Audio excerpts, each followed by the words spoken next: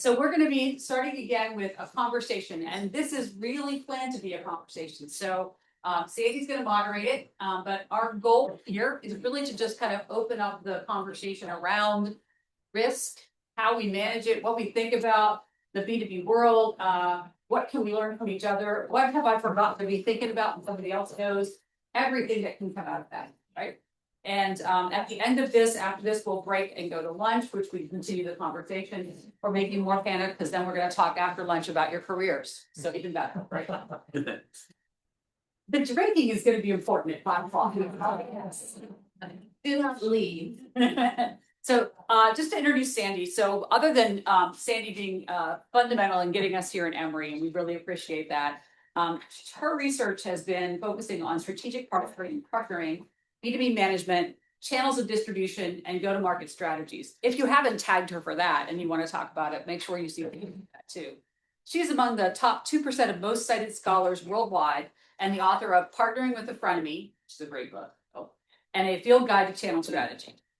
Sandy's going to be moderating our panel of practitioners, and she will introduce all of our practitioners. And we are so grateful for you to be willing to just put yourself up here and take whatever comes at you. So go ahead, give it back. Thank you, Sandy. Okay, thank you, Lynn. So hi, everyone. Welcome to the panel session. Okay, so far this morning, we've had a lot of sort of conceptual views of risk and uncertainty. And there's nothing more practical than a good theory. So what we're going to do in this session is we're going to kind of roll our hands up, our sleeves up, and we're going to kind of talk a little bit more specifically and give you kind of more specific examples about how this stuff is actually working out in various companies. So I want to introduce to you my star-studded panel today. And I got to tell you, these are some of my favorite people. I teach the executive MBA course on marketing channel strategy.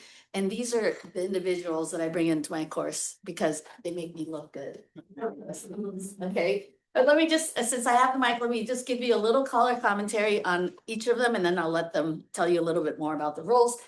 So the first person here is Will, and he is from Microsoft, and he works in, well, what I call their partnering group. So he works with a lot of key strategic partners. And that's the topic that's near and dear to my heart.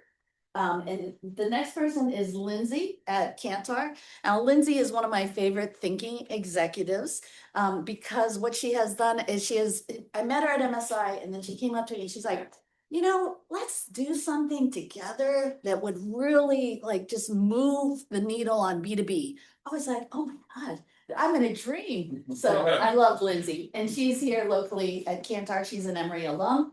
And then finally, Robert Damson, and Robert is with one of our most well-known companies here in Atlanta, Cox Automotive.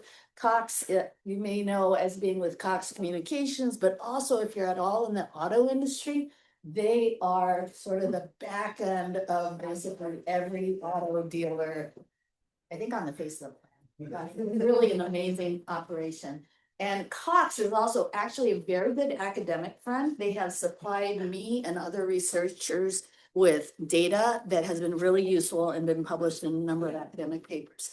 So I'm going to just let them wow you, and I'm going to stop talking. But let me first start by asking each of you to just kind of briefly introduce yourselves and tell us a little bit about the roles that you play at your firms. And then what we're going to do is I'm going to show a couple of questions. So the membership was all asked questions yesterday, and we're going to kind of walk through each of those questions and a little bit of the answers, some of the responses, and I'm going to let them weigh in on those questions, okay, to give you some specifics. And like Lynn said, we want this to be as open a conversation as possible. So, even you don't have to wait till the end of the session to ask questions. You can just put your hand up, jump in at any time, okay? They're used to. All right, so Will, start us off. Thank you. Thank you, Sandy, for having me out again to Emory here. My name is Will Casavan. I'm with Microsoft. I work as a senior partner marketing manager. And specifically, I work with our largest software development company partners. These are the partners who are integrating our Azure product and tech stack into their product offerings. A specific example I can give you, one that be appropriate for risk analysis, is a partner called SAS Institute. I don't know if you have heard of SAS, they're pretty prominent in the statistics world. But that's the category of partner that I work with. My role is go to market, so I don't do pure marketing. I do more like marketing, program management, and operations management to ensure that the outcomes will really work. So I do a lot of risk analysis and assessment along the way. I'm Linsey Dickman, and thank you, Sandy. Thank you, all of you, for having me. Delighted to be here. As Sandy mentioned, I'm with Kantar, one of the world's largest market research consulting analytics firms. We have 12,000 people. We're in over 50 countries, and we've really designed our business to be the intelligence engine for brands. So I actually see what we do. I want to be precise with my language after these good speakers this morning. What we do is entirely designed, as I see it, to reduce uncertainty for brands so that they can make faster and more confident bets compared to competitors. And so my role, I sit on our North America Executive Committee. So Kantar itself is a B2B business. We have our own risks. And so in that, wearing that hat, I play a role in helping think through and drive the direction of the business to manage those risks. But then we are also in the business of, a level of risk understanding and risk management support for brands. I oversee 3 of our industries: financial services, health, and automotive. And we'll support decisions and kind of reduce uncertainty across brand and advertising, creativity, media planning. We have a futures practice. And so we might tackle questions like Capital One acquires Discover. What do you do with the Discover brand or the Capital One brand? Those choices can be million-dollar decisions. We did some futures work for Clorox back in 2014, and actually we're talking to them about a potential pandemic. And so they had a playbook for steps to take so that they could respond a little faster. We didn't do this work, but any of you paying attention to advertising, we saw that Pepsi used the Coke polar bear in its ads. That is a weighty decision to use a Coke asset, distinctive asset, and put it in your ad. So we'll assess, was that a smart decision, and how do you make the most of your investment? So I'd say we're not necessarily in the business of reducing risk for risk's sake, but how do you try to amplify your growth and what's getting in the way of your growth? Well, Robert Damson with Cox Automotive. So again, thank you for having me here. It's always enjoyable to come to the Emory campus and share some insights in regards to how in the automotive industry we kind of interact from a B2B perspective with other businesses, right? And so primarily for what I do, my responsibility is leading Auto Trader, Kelley Blue Book, and Dealer.com. Those are some platforms that you might be familiar from a consumer perspective as well. But obviously we have to make sure that we're providing opportunities for consumers to come to those platforms based on what we're showing up with. And that's typically, obviously, vehicles, right? So within the automotive industry, I partner with all the dealers across the country and also the manufacturers. The way you can think about it is making sure that we're providing dealers with a viable option to merchandise their inventory to ensure that they can turn it as fast as they possibly can at the highest profitable margin that they can as well. With the manufacturers, it's an opportunity to not only push their product, but also to be adjacent to consumers who are making strategic decisions on what they actually want to purchase. And because of that, because of the platform, because of the data that we're able to effectively garner, we can, with a high level of confidence, predict the make and model of vehicles that consumers are effectively wanting to purchase. So you can imagine that that data is extremely valuable to manufacturers who want to be in the consideration set for a consumer at any specific given time. So we are both a publisher in regards to some of the content that we do, and then also we are selling our listings offerings to our retailers. Now, that's primarily on the B2B side. We also have the consumer side, who my partner, we work adjacent to, and are obviously merchandising the consumers like yourself to drive that valuable traffic to where we can effectively sell that information. It's anonymous, don't worry, to some of our partners for, again, consideration selling vehicles.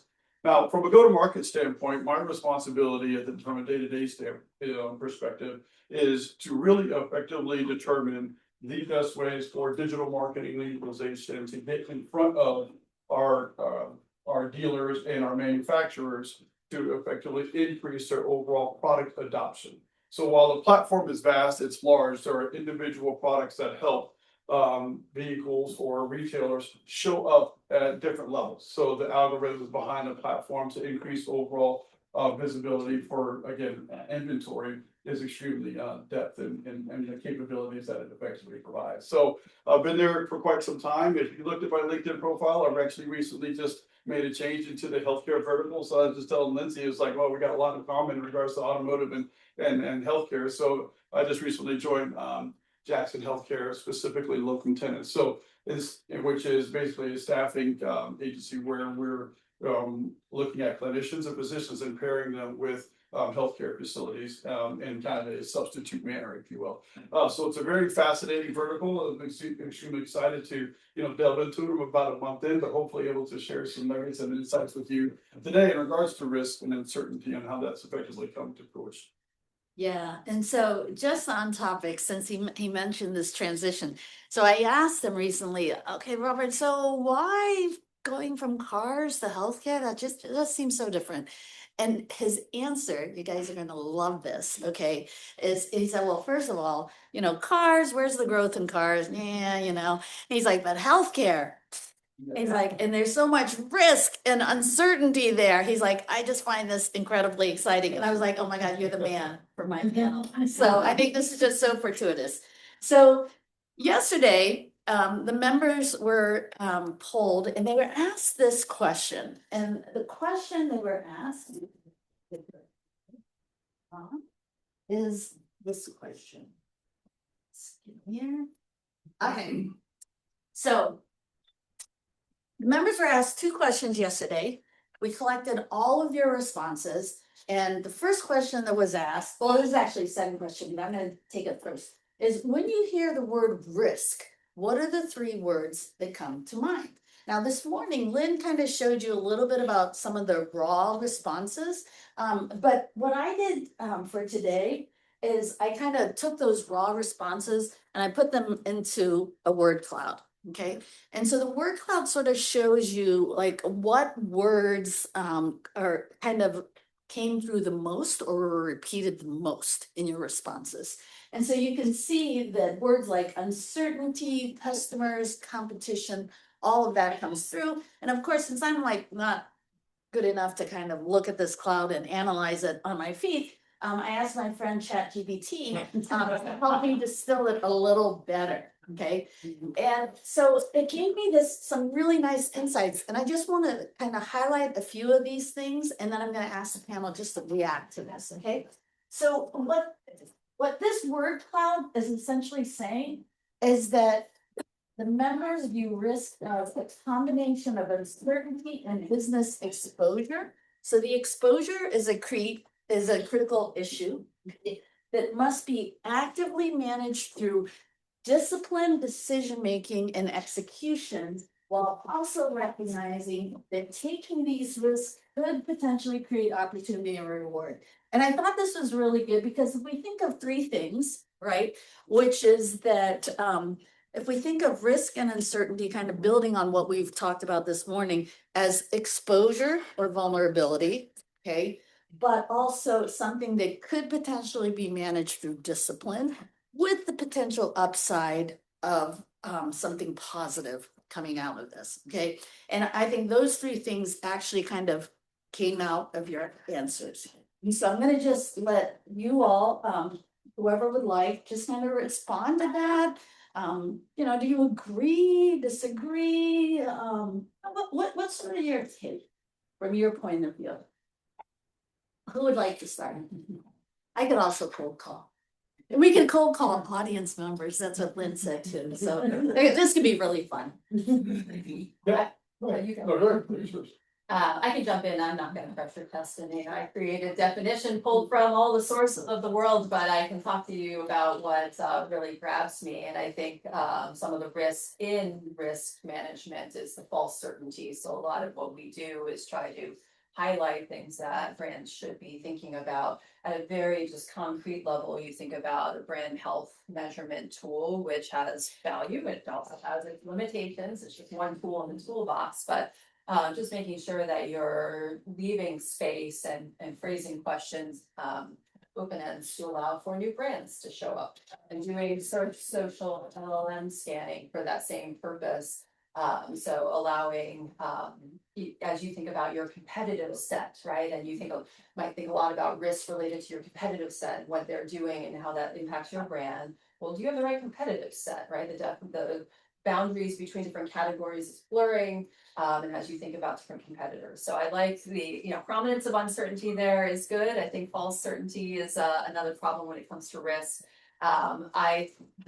My own words are opportunity and planning and agility, all of which made that list. I see opportunity immediately. And that's why I talk about acting faster and with higher confidence, because the goal for B2B leaders not to get rid of risk, that's impossible, right? It's to try to better understand it and think about how you might adapt to it.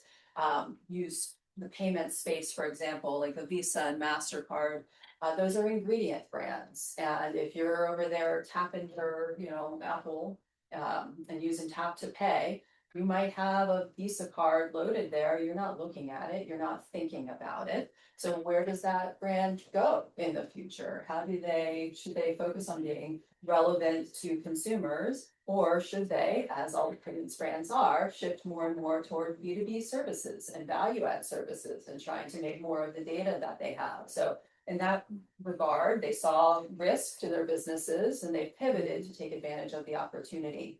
Big fan of planning, that's why that's on the list, and trying to think, 5-10 years in the future. You think about a hospital system, you're gonna build a hospital, that's a big decision, it's not gonna be ready for many years. What's the world gonna look like in a few years? So just trying to go through, I think JT said it so well earlier, so I don't wanna copy any of that, but I was nodding along, just trying to do that type of discipline planning and then agility to take advantage of that opportunity. So if you really are doing the planning, then you can jump on it when your competitor falls behind, or you can fast follow, right? I think we've all seen that a lot of the growth comes not from being first to market on the new idea, but being the fast follower who's even better.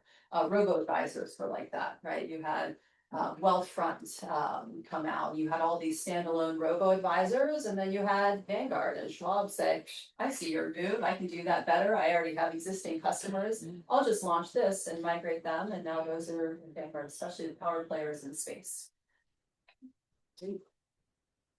Yeah, and I'll add my three, and just kind of going through this exercise has been kind of interesting, just to look at it from a different perspective, especially within the automotive world, right? So the first one I look at is really a level of paralysis.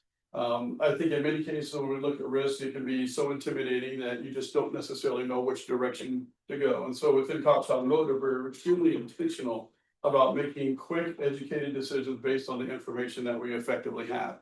The paralysis can also be from the overwhelming amount of data that we have access to, right? It can be almost like a blessing and a curse for the simple fact that you have so much data at your fingertips. Which direction do you effectively need to go?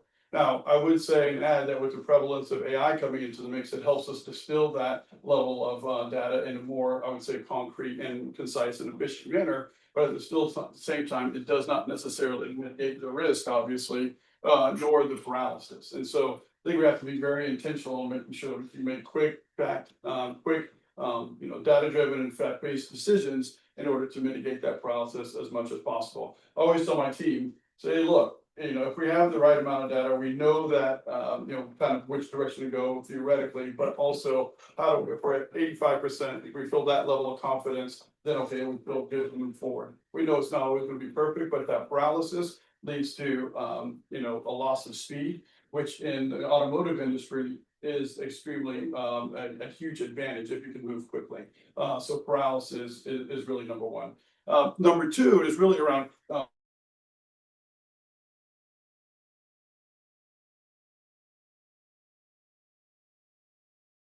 about it, is, consumers, their last great experience becomes their new expectation. And when you kind of take a step back and you really think about that, if you're not leveling up to maybe an unknown experience that a consumer or a business is, or selling something to you, then that becomes a significant risk, right? And so making sure that you have a level of insight to what's happening from a competitive industry standpoint is absolutely critical. So whether it's listening to their quarterly earnings calls or trying to distill some level of information based on, conversations at trade shows or what have you, and all these other competitive tools that are now available, that phrase is something that's so powerful that, that I try to instill in the team to ensure that we have to level up to all these great experiences.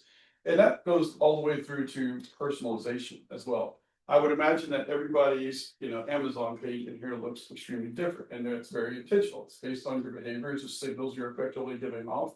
And so for us, we have to make sure that everybody's not the same. There are also some universal themes and threads that pour throughout that, but also we have to be, again, very intentional on delivering a personalized experience based on the data that we have to, again, level up over any type of competition. And then really the third one is up there as well, and it's opportunity. And if you look at it from the other side of the coin, I think the opportunity it presents is to be able to differentiate yourselves from some of those competitors if you're able to, one, mitigate the risk to some degree, two, make those fact-based and data-driven decisions, and also move as quickly as possible. So it can be a massive opportunity, and I think it might have been Warren Buffett. I'll get the quote wrong, but he's kind of in the mindset of whenever there's risk, right, or a fire, he's jumping into it, right? That's when he tends to invest, when everybody's pulling out, right? So we try to embrace it as much as possible with the fundamental understanding that we won't mitigate it, but leveraging kind of those 3 core principles allows us to be very effective in our overall approach from a B2B marketing standpoint. It's outside industry experiences are so important. I'm shocked that Amazon is not anticipating what I'm gonna buy, delivering it via drone. I really thought that's gonna be true with minutes. Right, so I don't know if it's by design or just coincidence, but the 3 that I look at are planning, opportunity, and speed. They all occur together right beside one another. I'm reminded of what President Eisenhower said back, I think, in 1950 when he was talking about the D-Day invasion. And he said, plans are worthless, but planning is everything, right? And that's the environment that I work in right now. And that is, we have a vision as a company. We know where we want to go. Also know the path that we're taking right now is going to change along the way because there's so many unknowns. I think JT, you were talking about it in your talk. What is the unknown and then the unknowable? We're kind of in that area right now. So how do we deal with that? First of all, AI is a massive opportunity. I don't have to say it out loud. I mean, it's there. And the partners that I work with, they all address something different within the AI spectrum. We all work essentially within machine learning and generative AI as the focus. But there are massive opportunities in that, whether you're in airline looking at load factors or aircraft maintenance, or whether you're a financial services company looking at fraud analysis or financial trends, whatever it happens to be. That opportunity is widespread and the market is massive, right? And that leads to the third point of speed. It's like we're all told, like as Microsoft employees, you work with urgency. If you can't work with urgency, you got an issue here, right? Well, that's what we're measured by. We have tangible metrics we're measured by. Urgency sits over all of them. Can we move fast enough to keep up with our partners, our markets, and how things are changing? And can we plan for it in a general way and take advantage of the opportunity? Wow. Yeah. So this is a lot to think about. Let me give it to you guys for questions or comments before we go on. Yeah. Thank you for putting the word cloud together. That's really awesome. I see uncertainty there in the middle. I was just curious to all of you, no one in particular, where do you think uncertainty is really expensive? Where is it expensive? Where is uncertainty very expensive? Expensive. So where is it creating costs and maybe dragging things down. Okay. Yeah, I think that, when you look at the level of uncertainty, basically, I think of it as kind of maybe. Obviously in the future, right? And so one of the things that we can't necessarily anticipate at Cox Automotive is, some of these macroeconomic situations that tend to influence, consumers' sentiment or buying behaviors or patterns, right? And that's totally out of our control, which effectively reduces overall demand for a net new vehicle or a used vehicle, right? And so what that does is forces us to kind of, I would say insulate ourselves as much as we possibly can from some of those macroeconomic situations due to, again, the level of uncertainty. And with that being said, from a B2B marketing standpoint, it allows us to analyze, I would say, what we call our consumer journeys and be able to remarket to them to try to bring them back to our platform to engage with us at a higher level with the anticipation that there will be some level of purchase, if you will, within that life cycle that we're actively monitoring. It might not have been as soon as we initially anticipated due to gas prices or interest rates or some of these things that are out of our control. Again, referencing the level of uncertainty, but for us, it makes us again kind of anticipate where the ball is going and try to get there before it actually goes to where it gets. And so the level of uncertainty for us, when you look at it from a cost standpoint, if we don't move fast enough, we're kind of going to the speed. And what we also say is, our pace is basically speed equals the pace of innovation.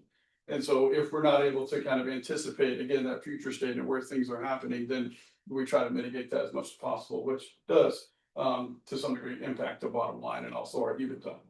So we have to be taking that into consideration, quite honestly. Yeah, when I think of expensive, I think about second order effects that weren't kind of part of the budget or plan. So like GLP-1s, for example, and there's a lot now being assessed around the speed of adoption for GLP-1s.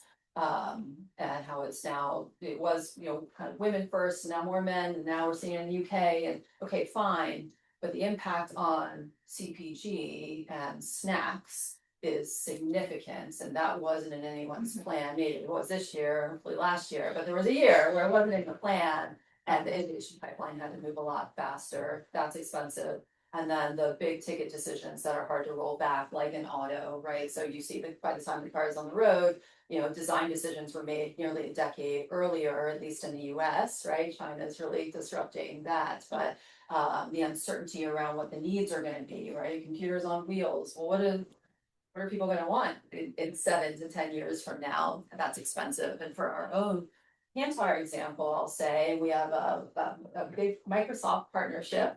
Not with Will specifically, but very glad to be up here for our own AI offers and our own AI transformation. And I'll tell you, we've already pivoted. Originally, we were developing kind of a big old ecosystem, right? Or a big platform, kind of really putting all of our investment dollars and plans into kind of one thing. And that brought a lot of expensive risk because all of a sudden, is that still a good idea this year versus last year? There was some hesitation and we can't proceed like this. So we've now changed and we're taking a more agent-driven, nimble approach where it's more modular. And so these things are serving us and those things are not 2 years from now, but that's okay because we didn't invest all of our dollars in this thing that's no longer serving us well. So with regard, David, with your question about uncertainty and expense, first, obviously, is the infrastructure that we're creating right now. We're spending billions and billions of dollars to create data centers. We're not building out capacity just for AI. We have massive recurring consumption obligations to our partners, and that requires massive data centers and compute to be built to manage all of it. There's a level of uncertainty that's put, a very expensive uncertainty that's put on top of that, because you read about us in the press all the time and we're being questioned about what we're doing. And that creates a lot of expense as well for us. We really have to pay attention to what people think about us. There are times where I just don't bring up what I do and who I work for, because again, it does have a visceral response in certain people. So I just say that work in tech, you know? Conversation goes from there, well, you know, but those are very expensive propositions that we have to deal with, as a company. You only got to start charging us for consumption instead of for like by license for. I'll To say manage some of that risk. there is, yeah, we talk our sales and stuff, yeah. That's Yeah, good work, I'll but prove that one. Did we have another question? In the interest of making decisions at speed, how do your organizations think about? Once you make a decision and it becomes a little more obvious, maybe that was the wrong path to go down, how do you stay flexible or nimble? So that you are speedy in your decisions, but you can adapt later. When we look at our partnerships, like when I look at my partnerships, I evaluate them in 6-month sprints. So I say to myself, does this partnership have promise? Or is it just sort of moving along? And I have to be very sort of dispassionate about how I view the partnerships. It's not like we will just say to a partnership that's not forming at the same level, sorry, we're not working with you anymore. We just put them in a different tier. But the ones I work with, I have to evaluate them constantly on a 6-month cycle, say, will you remain in the portfolio or not? And that's just, and they understand this as well. And so when we work at speed and urgency, that's essentially what we're doing, is we're just applying, the 6-month scrum, if you will, to evaluate different performance indicators. That's our primary base. Then we also look at geopolitical risk as well, because we operate around the world and we are impacted by world events and crises that are occurring around the world. And we have to take that into account as well. For us, from an automotive standpoint, I think when we look at, anticipating any pivots we have to make, we are conservative in our approach out of the gate, right? And that helps us again with some of the level of insulation in case some things do not necessarily go exactly as planned, which in many cases they did not. But what we tend to do is look at kind of the cost benefit ratio and understand, okay, what's the level of effort that's going to take? Cost is not just, monetarily, it's also the resources, the personnel, and also the effort that you have to put into it in order to achieve the objective. And so from that perspective, we include that in our overall analysis up front to understand, is the level of effort actually worth what we're looking to effectively achieve? Once we start to go down the path, we're constantly, just very much like looking at and optimizing the overall approach to ensure that the efficiencies that we expected to gain meet the level of input that we anticipated we had to put in. Now, the one caveat I will say is, at Cox, it's a massive organization. I think we're, it's 30,000 people plus. In our division, it's maybe 10,000 people, but you can imagine in each division, it kind of is large, right? That's the gist of it. Any type of change or pivot is like, turn to the Titanic, right? And so how do you instill a level of discipline, a level of authority to kind of also make that happen when you recognize that, again, the effort, the cost versus the benefit piece is not necessarily going to pan out. And in some cases, you plow along actually a little bit too far, right? And that becomes a level of risk that you then obviously put within the organization. So those are kind of the two things that we look at, is kind of the level of effort, the cost benefit situation, and then kind of a level of insulation that we kind of use for a conservative approach to ensure we're not getting out too far in front of our skis and can reel it back if necessary. give an example, a client example that I think leads to a lesson. So 2 years ago, AI was starting to be, hit the headlines, full speed. Kantar's been using machine learning for 10 years for our solutions. So we now use AI for our internal ways of working, but we also have AI embedded in our solutions that we bring to clients, right? So you want to test an ad, but you don't have the time or the budget to test with humans every time. They still have a very important role, but you want to test competitor ads or you want to test 1,000 assets. We can do that in 15 minutes with an AI enabled, what we call Link AI test, and that has its place there. Financial services in arguably the risk management business a couple of years ago, as Gen AI started to be on everyone's radar, first response was to rush to us and say, we need to redo all of our MSAs You cannot use this. We, our first risk response is to make sure you aren't doing anything irresponsible with our data. And so we need to create guardrails. The risk was kind of misuse of data, which we weren't doing, but I appreciate the concern.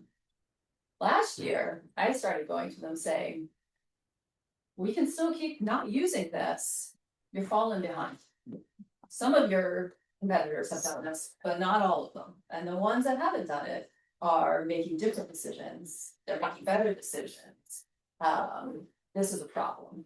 And what we started to see is now we're having more and more MSA carve-out conversations of how do we make space, not sky's the limit, but okay, here's one solution we think is valuable to you. We'll carve that out. That will be acceptable. And we got to, work with them kind of where they are and what they can accept. But the risk has flipped. Now the risk is not using it. Now the risk is falling behind competitors. And so I think the potential lesson in there is just to expand your network and have the conversations, rely on partners, sort of working with many different firms. And I was able to bring in perspective, not just of financial services landscape, but also what we're doing with Google and Amazon and TikTok and CPG companies. And if you think about deep pockets, fast movers, what is cutting edge, you don't have to be there, but this is what's possible. Where do you want to be? So this is really good. And you've given us a lot to think about, the external, the internal, how you organize. I want to take us to the next question, which was asked of our members. And the question is, what risks are you currently concerned about for your business? And again, I'll give you another word cloud here.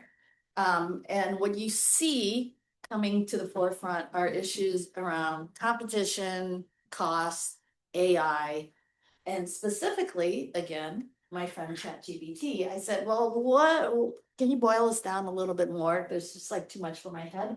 And so it says there are kind of three key ideas here. And so far, I think that the panelists have already sort of talked about this. Like the first is keeping pace with disruption.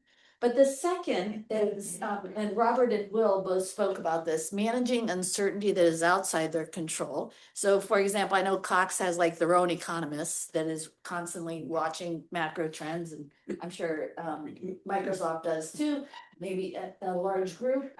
And then also the last thing is executing the transformation successfully. So there you have the assumption that you are already doing something, maybe you're already committed to one path or another, and now it's just making sure that that actually goes through successfully. And maybe that involves the flexibility that they've been talking about as well. But so these are kind of three key themes. We've already sort of talked about it, but let me give you guys an opportunity to build at all on any one of these, or just to react to the data. Well, in terms of managing risk in a very nascent market like that we work in, first of all, I go back to something that Lynn talked about earlier. We better come up with a plan for an asteroid hitting the data center. Otherwise, I live west of San Andreas Fault too, so I better start thinking about that. For us, I'm down on the execution side of things, so that's where I'll keep my attention. Everyone in our company is skilling right now, and you should see our skilling plans. I mean, it looks literally like 2 years of college education that we are going to be doing in our next fiscal year, which starts on July 1. So that's how we're going to manage certain aspects of risk in our AI business, is by learning more about it, understanding it, thinking at a little deeper level, a little farther out about what it looks like a year from now, which is eternity, or 5 years from now, which is even farther. So that's an area in how we will start to contain risk as a company, and just go with our bets. We're not spreading ourselves so thin that we can't address our markets properly. We're taking our big bets, we're running with them, we're choosing partners who can help us get along the way there. Just using good business sense to evaluate our partners and strengths, like we talked about earlier, and learning as we go. We're a learning organization at Microsoft. Our CEO says, Satya Nadella says, don't be a know-it-all, be a learn-it-all, and I think that's very valuable in terms of managing risk in a nascent like we're in. I alluded to this during the intro, but we really designed our business to support clients in three ways: signal intelligence, decision intelligence, and strategic intelligence. And I think embedded within those three pillars are a lot of what's on this list. So doing that kind of constant pulse on the signals, the weak signals, the strong signals that maybe should imply different action. Decision intelligence around making sure that you have the ROI on your innovation or your media plan where you're spending bigger dollars, and then strategic intelligence, looking at your roadmap. So a lot of this resonates with me. I got to see the raw data, so I didn't have sort of the benefit of the word cloud when I first looked, and brand equity stood out to me just because of the business that I'm in.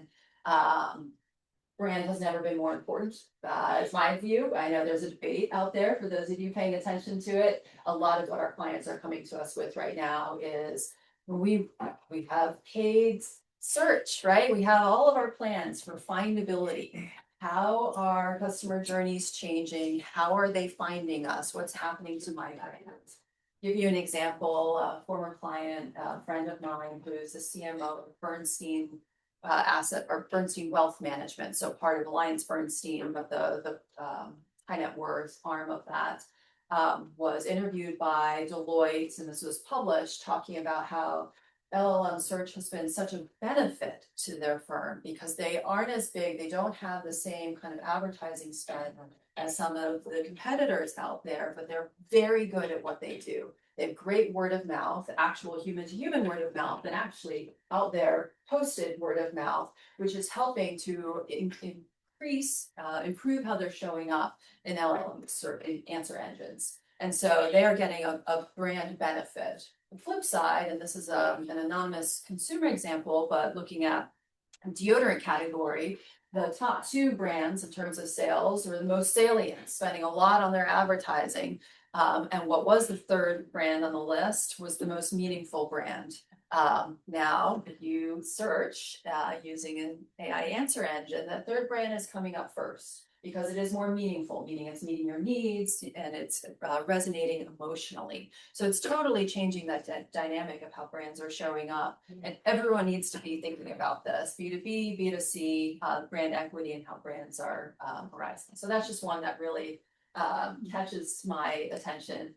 From a Kantar perspective, I'm very concerned about the risk of the proliferation of so many firms that do part of what we do, right? A big part of what we can bring to clients is doing so much of it in-house. But you've got bare bones, tech first, built this way, very low cost competitors. And in a budget-minded environment in which we sit today, it can be hard to compete with that and really prove value of years and human data and all that we bring to the table. With the automotive industry, it's very interesting in regards to the level of disruption that seems to happen on a very, very frequent basis. One primary example I'll share with you, and you might have seen this, is Amazon, right? And so Amazon's now selling cars directly online, competing with the likes of Carvana, obviously a competitor to us as well in regards to where consumers would effectively go to buy their next vehicle. And with the level of information that they have on all of us, the personalization and the experience could really evolve and be second to none. Why that's a concern for us in regards to risk, as we talk about this today, is because of the, I would say, enormous wealth of resources, if you will, I'll put it that way, for that Amazon effectively has, right? And so to your question earlier in regards to, well, how do you know when to pivot in regards to like the cost versus the benefit, the level of effort you have to put into it and so forth, Amazon seems to not care about that, and so that presents a massive risk for us in the sense of it's causing disruption. We're having to now kind of, pivot a little bit to understand exactly what they're doing, but how it impacts not only us, but really the entire industry as far as how they effectively go to market. So, I always say positive disruption in the marketplace is very exciting. And if you can absolutely kind of adapt and optimize that disruption, then you can tend to win out. But when it directly affects kind of your bottom line, you have to start to get a little bit concerned and be very intentional on the approach you want to take. So again, mitigate that risk and also mitigate the impact to your business. So that's just one primary example when we just kind of look at Amazon overall. Now, in my new role in the healthcare facility, healthcare industry, if you will, dealing with physicians, clinicians, and also the healthcare facilities, the disruption there is the effective shortage of physicians and clinicians, right? And you can't produce those overnight like you can with a vehicle. It takes years of schooling, years of practice and so forth to make sure you're, the top cardiologist in the field, and you haven't received a lot of malpractice lawsuits because we filled those out, right? And so from that standpoint, that is something that is disruptive from, again, a larger, almost, segueing into the managing uncertainty outside of our control, right? In regards to producing more physicians and clinicians to effectively match them with different healthcare facilities. So, as I look at disruption, as I look at kind of managing uncertainty, is not within our control, it's, being able to adapt and being able to evolve as quickly as possible, understanding the risks and to some degree the uncertainty, but then having a tactical plan that you can actually put in motion to be able to, again, mitigate some of those things. And the last thing I'll say is,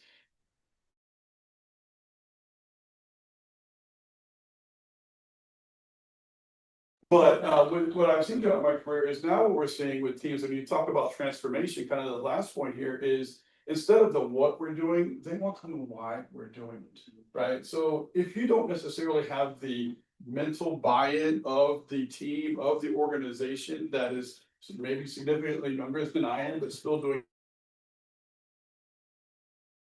it's a level of emotional connection that goes along with what we're trying to effectively achieve in order to, mitigate the risk. So it's not just, hey, this is what we need to do and this is how we need to do it. If you're not explaining the why, then you're really missing kind of a key component of getting the, behavior change that's necessary to, again, mitigate some of the risk and uncertainty within the organization. And it's hard to really quantify that because it is kind of emotional. It is more, cerebral or even conceptual to some degree, as opposed to being very black and white. This is what the data that we saw is telling us, to some degree what we need to do. Let's go and execute it, and this is how we're going to do it. The why component tends to get left out, and it's just as important as the other two or three. Okay, so let me open it up to you and allow you guys to ask any questions, concerns, and I think anything's fair play, don't you? I think so. Okay, good. Lay on us. Let me tie it all together. All right, so based off of Luciano asked, what are you worried about? I'm worried about the stock market because I'm very over invested in the tech industry. Then tying in JT is sort of thinking about, 2, 5, 10 years into the future, what do you want to be? And then now quoting a NVIDIA executive saying the cost of compute is far beyond the cost of the employee. So that's kind of the skiing your skis or whatever that is. How does that will make you feel, especially when some executive compensation is tied to stock, which is tied to short term as opposed to mid or long term gains? Can you chat GPT your question for me? So how worried are you that the CFOs will eventually say, hey, this AI is not worth it, we're going to go back to people? I think that AI will be present. I know AI will be present in the future. Because it's been present for a very long time. I mean, AI was first talked about, Alan Turing talked about it in the late 1940s, early 1950s with the imitation machine. But some people were thinking about this 70 years ago, saying, what is machines could think. So it's reached a point where it's now, it's a consumer good. I can pull out my smartphone, I can ask a question of Claude or ChatGPT or any number of large language models and get an answer. So it's been around for a while. It doesn't cost me anything to ask these questions. I think it exists in the future, but in a very reasonable way. Like I'm in a mentoring program at Microsoft. I work with a lot of young, sort of recent college graduates or people about to get their degrees. And they all say the same thing. They all say, you know, AI is here, but it's not gonna take our jobs. It's just gonna help us get to a result faster. And that's kind of the way I look at it. Sandy and I gave a presentation together about a month ago, right? Yeah. And we have a new tool which is called Cowork. And what it does is it helps me with very complex tasks, like creating a PowerPoint presentation. I set the day aside to create the presentation because, okay, I work for Microsoft, but I'm not good at PowerPoint. And I use the tool to create the presentation for me in 15 minutes. That's the kind of that's the productivity gains that we want our customers to have as well. It's like free up time in your day so you're not working at 11 o'clock at night and miss your son's little league game. You know, but that's how we look at it. So I don't see AI taking over everything. I just see it enabling us to work better and to free up time in our day, you know, sort of human things. I don't think AI is going to take our jobs. I just think it's going to help us be a little more efficient in how we do it. Give us time back to do the things we like. And I'll add on to that really quickly. I think, you know, from the CFO perspective, especially with large organizations like we've seen, there is, at least in our situation, because there is a lot of coding, because we do have copywriters and things of that nature, which obviously AI can do extremely well, there is an expectation to be more profitable with less people. Right, and I'm starting to see that already in regards to, okay, well, you know, where is the team that's now, well, dealer.com, anybody can go to that website, right? It's been a legacy platform for us within the automotive industry for quite some time. What that does, it allows us to build, you know, websites that are extremely functional for Jim Ellis, for Rick Hendricks, all these, you know, even BMW, Porsche, GM, we built all those, we're the back end of all of those websites, right? What's happening now is, you know, some of these folks can build these things in their garage and they're pretty much 85% of the capabilities that we now have on our platform. So it's effectively making things become a commodity, right? And if you don't have a specific differentiation of those commodities, then it makes the CFO think, oh, well, you know, I'm not close enough to it. Let me just go ahead and we don't need Jim, Joe, and Bob anymore to build these things. We can just allow AI to do it and have maybe one person instead of 10 kind of manage the process. So there is that level of expectation. It is happening. I see it in the automotive industry. I see it at our company where we're now kind of saying, okay, well, from a development standpoint, some of these software engineers, they're not as necessary. Where 5 years ago, you know, that was the major that you were going into, right? Because there was so much runway there. So it has been a significant shift in regards to embracing it, the utilization, the execution of it, and how companies are now looking at overall profitability to mitigate some of the risks and uncertainty moving forward, because now you can reallocate some of those funds that you now have to the innovation to help protect you from some of the, again, uncertainty that might be in the marketplace. So it's an interesting kind of dichotomy that we're starting to see in regards to embracing it versus some of the, I would say, tasks that it is able to do just because of the capabilities that it. Yeah, I think we're all trying to figure it out. I saw another question, Ajay. Yeah. So actually, there are two things that are on the question over here, the gentleman's question, I apologize. Okay. But the question here was essentially the productivity gains that we are claiming aren't there. Yes, in some pockets, yeah, there are huge gains like software programming, absolutely.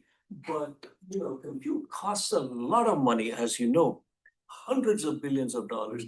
And the question over here was, well, it's easy for me as a consumer to get information from ChatGPT or Copilot or whatever easily. I can create PowerPoints, but there's a lot of cost that goes into generating that output. And if the returns aren't going to be commensurate with that, then tech stocks are going to go down. And that's the concern that's being about right now. So what we're seeing is two different points of view. One, hey, it's so productive, it's going to take away jobs. The other one is, hey, it's so costly, we can't afford it. We're going to replace AI with people. So which of the two is true? I think both could be That's a true. huge question. I think both could be true at the same time. Maybe that's to some degree in regards to, okay, well, now if I'm a CFO, now I can leverage that for a more, I would say, efficiency, therefore increasing my overall, potentially increasing my stock value in the marketplace because I have less overhead and my overall EBITDA looks that much better. to your. You are the customer, not the provider. Right, but exactly, now from a standpoint of like the enterprise, contracts that we now have to sign with Anthropic or even OpenAI, there is a significant cost on the back end, so to that standpoint, from a consumption perspective, we don't necessarily know all the cost behind it, but what I believe is that it is an arms race right now, right? Very similar to when, Google or, Bing or name all the Yahoo, all these websites were kind of, Google has kind of cornered the marketplace in that instance. It'll be interesting to see if Gemini wins out or Copilot or ChatGPT. There is a massive cost that they're willing to afford right now that puts them over their skis. I don't know if they're profitable right now in that space because of the infrastructure that has to be built, data centers and the like, in order to effectively run that and make it happen. So it'll be interesting just to kind of see, I can't predict the future, but at the same time, it'll be interesting to kind of see who the winner is within this arms race, how much they're willing to spend to win, and then effectively how consumers continue to consume all of that, the resources that are necessary to actually provide them with the answers that they're trying to obtain. So I think two could be true.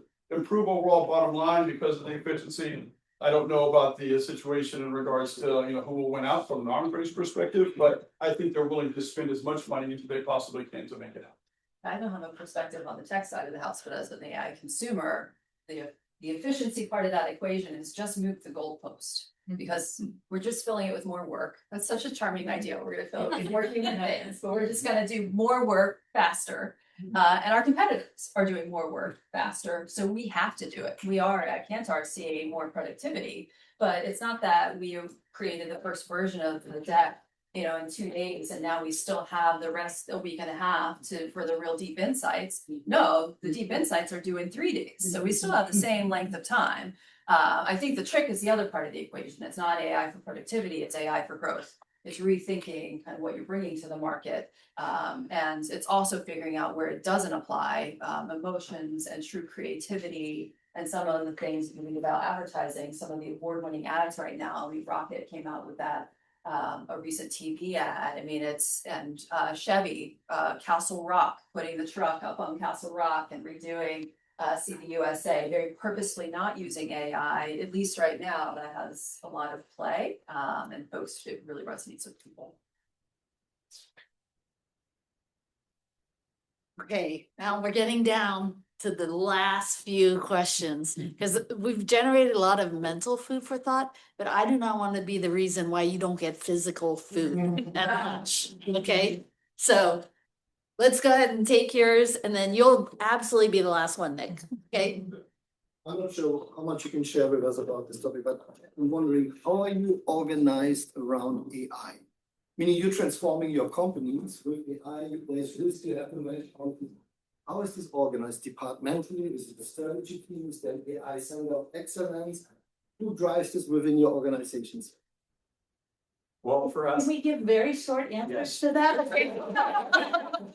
For us, it's driven from the top, and then everyone uses. There is a certain capacity in our data centers that is reserved for Microsoft employees. We're expected to use AI to help us through our day, and then we all have a skilling plan that helps us understand at a high to mid level, depending on your role in the company, how it actually works. So I have a certification. I can talk to you about linear regression, and how that relates to our large language models. Not that you'd be really stoked to listen to that, but I have that. We all have that ability as partner marketers to discuss what we do. So it comes from the top. We're expected to utilize it, and then we're expected to show return on investment for what we do, not just for ourselves, but with our partner network as well. From the top, have to prove return on investment. We probably have 5 new roles: chief AI officer and a small team tasked with governance, agent creation, training development that is then available to self-serve for the rest of the business, and everyone else needs to figure it out, what's applicable to their roles. And I'll reference in the healthcare division, or the vertical rather that I'm now in, It's developed by the strategy team, and they take a kind of more of a business approach to it to understand kind of the cost benefit situation, like we were talking earlier, and understanding where agents need to be built to help with the level of efficiency that's going to generate the most impact and most favorability from an ROI perspective. So it's more so, I would say, deployed throughout the organization based on the level of, based on your function and based on the level of impact you can have on the bottom line.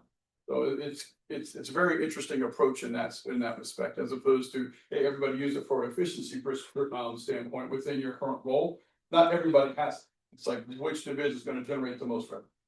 Got it. This is good. Okay. Ending note questions. So Make it a good one. you No mentioned pressure. about the importance of like your brand within LLMs now, and now it's much more competitive. How do you think about the value proposition for your firm? Is it more important to kind of focus on the message or how you're communicating that value proposition to make sure it resonates?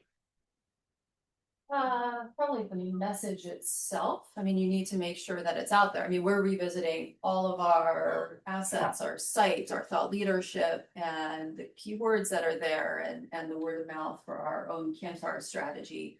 So we need to make sure that we are known as an authority for the right things. So that is our ultimate goal. And so I think it's a combination of where you're known and how you're known, but I might probably put the how first. Wanting to make sure that we show up when somebody's looking for somebody else to help them with their search and their LLM strategy. We want to be on that list. So I mean, we, as part of actually having that be an offer, we're doing the work to figure out how does this actually work with the different answer engines. We're not privy to their algorithm changes, but we can assess and kind of determine how a brand shows up. What is sort of the trick? And so we can deploy that for our own brand. Does that answer your question? Yeah. Okay. Well, thank you very much. I hope we've given you a lot to think about. I hope you guys will stay for lunch and maybe continue conversations. And now I'm gonna